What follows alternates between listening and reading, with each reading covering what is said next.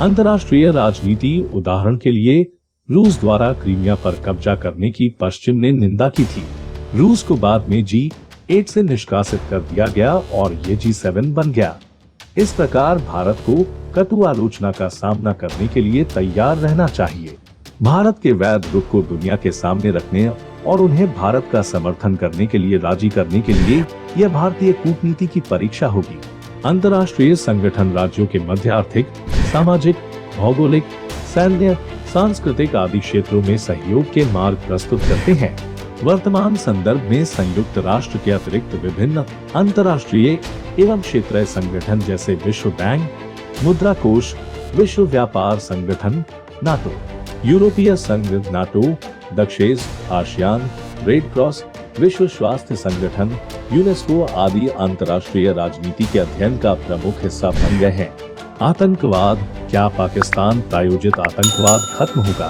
खुफिया रिपोर्ट में खुलासा किया गया है कि भारत में विशेष रूप से कश्मीर घाटी में पाकिस्तान प्रायोजित आतंकवाद में भारी कमी आएगी। ऐसा इसलिए है क्योंकि घुसपैठ के लिए ज्यादातर आतंकी लॉन्च पैड और घाटियां पीओके में हैं। पीओके में चल रहे हैं 40 terror training camp. Surgical strike के बाद पीओके में बढ़ेंगे लॉन्च पैड्स। इसके लिए पीओके में और लॉन्च पैड्स बनाए जाएंगे जिन्हें खत्म करने की जरूरत है। हम ये नहीं कह सकते हैं कि आतंकवाद पूरी तरह से समाप्त हो जाएगा क्योंकि पाकिस्तान द्वारा छद्म युद्ध की इस लंबे समय की नीति को छोड़ने की संभावना नहीं है। इसके बजाय ये भारतीय बलों के खिलाफ इसे बढ़ाएगा, लेकिन युद्ध का मैदान अब कश्मीर घाटी से पीओके में स्थानांतरित कर दिया जाएगा। अफगानिस्तान के लिए सीधा भूमि मार्ग गिलगित अफगानिस्तान के वखान कॉरिडोर से जुड़ा है। प्रत्यक्ष भूमि संपर्क अफगानिस्तान तक पहुंचने के लिए पाकिस्तान और ईरान पर भारत की निर्भरता को कम करेगा, लेकिन अब वहां तालिबानी संगठन का कब्जा हो गया है। तालिबान से पाकिस्तान और चीन का बढ़ता याराना भारत को और अधिक सावधान रहने की ओर इशारा कर रहा है। तालिबान ने चीन पाकिस्तान इकोनॉमिक कॉरिडोर से जुड़ने की इच्छा जताई है। यह कॉरिडोर पीओके से होकर गुजरता है। भारत अफगानिस्तान में आगामी अस्थिर परिस्थितियों में एक प्रमुख भूमिका निभा सकता है। मध्य एशिया, रूस और यूरोप के साथ भी व्यापार बढ़ेगा। साथ ही ताजिकिस्तान से एक गैस पाइपलाइन पाकिस्तान को दरकिनार कर भारत लाई जा सकती है। पाकिस्तान को चीन से अलग करना, पाकिस्तान और चीन के बीच सीधी भूमि संपर्क नहीं होगा। साथ ही भारत उनके लिए हवाई क्षेत्र को ब्लॉक कर सकता है। इस प्रकार कनेक्टिविटी का एकमात्र तरीका अधिक लंबा और असुविधाजनक समुद्री मार्ग होगा। यह चीन पाकिस्तान के गठजोड़ के लिए एक बड़ा झटका होगा। चीन भविष्य में पाकिस्तान को तत्काल सैन्य सहायता देने की स्थिति में नहीं होगा। CPEC का अंत, चीन पाकिस्तान आर्थिक गलियारा CPEC खत्म हो जाएगा, जिससे चीन की वैश्विक महत्वाकांक्षाओं को बड़ा झटका लगेगा। पीओके वापस लेने के बाद पाकिस्तान से संबंध वे अपने सबसे निचले स्तर पर होंगे। अब भारत और पाकिस्तान के बीच लड़ाई भारत पाकिस्तान अंतर्राष्ट्रीय सीमा पर होगी, न कि LOC नियंत्रण रेखा पर जो भारत के क्षेत्र के अंदर है। अब पाकिस्तान का ध्यान पीओके को वापस लेने की तरफ जाएगा। कश्मीर को वापस लेना पाकिस्तानी रणनीतिकारों के लिए कम महत्वपूर्ण नहीं होगा। चीन के साथ संबंध, चीन के हित भी बुरी तरह प्रभावित होंगे। इसने CPEC में भारी निवेश किया है। निवेश की सुरक्षा को लेकर भयभीत है।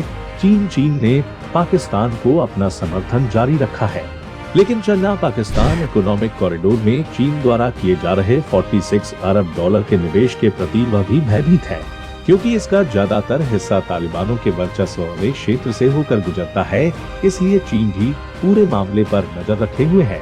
चीन भारत को इतना भारी निवेश आसानी से नहीं देना चाहेगा। ऐसे में चीन के साथ पाकिस्तान का समर्थन करने के लिए दो मोर्चों पर युद्ध का खतरा मंडरा रहा है। भारत को इस तरह के खतरे का मुकाबला करने के लिए अपनी सैन्य क्षमताओं को उन्नत करने की आवश्यकता है। जम्मू और कश्मीर पाकिस्तान से समर्थन में कठिनाई के साथ कश्मीर में अलगाववाद में भारी कमी आई है। केंद्र शासित प्रदेश में स्थिरता और आर्थिक विकास का अनुभव होगा। भारत द्वारा पीओके को वापस लेने पर संभावित प्रभावों की अनदेखी करना है, आर्थिक मोर्चे पर नुकसान होगा, अंतर्राष्ट्रीय छवि खराब हो सकती है और नए अधिग्रहित क्षेत्र का प्रशासन करना बहुत मुश्किल होगा। दूसरी ओर अत्यधिक भू रणनीतिक लाभ होंगे। संपूर्ण मध्य एशियाई क्षेत्र और आगे यूरोप भूमि मार्ग से भारत के लिए अधिक सुलभ हो जाएगा। चीन पाकिस्तान गठजोड़ टूट सकता है और आतंकवाद को बड़ा झटका लगेगा। दुनिया का टूरिस्ट खींचा चला आएगा। पीओके की खासियत गिलगित बल्तिस्तान कश्मीर का सबसे खूबसूरत हिस्सा माना जाता है। हुंजा वैली यह पाकिस्तान का सबसे मशहूर पर्यटन स्थल है। हुंजा घाटी पाक अधिकृत कश्मीर में आती है। इस वैल में रहने वाले हुंजा समुदाय के लोगों की औसत उम्र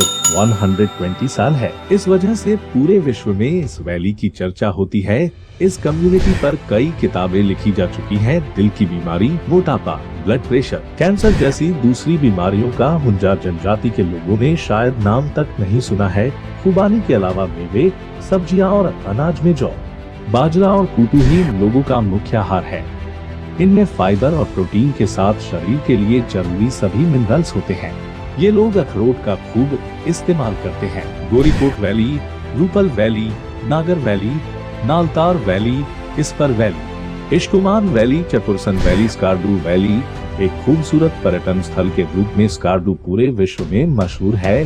बेस्ट टूरिस्ट डेस्टिनेशन में भी इस वैली की गिनती होती है। नीलम घाटी, यहाँ आकाश छूते पहाड़, हरी भरी घाटियाँ, बहती नदियाँ, खूबसूरत झीलें हैं। इसे माइनर स्विट्जरलैंड भी कहा जाता है। इतना सुंदर है भारत का कश्मीर। इससे इकोनॉमी भी बढ़ेगी और भारत को फायदा होगा।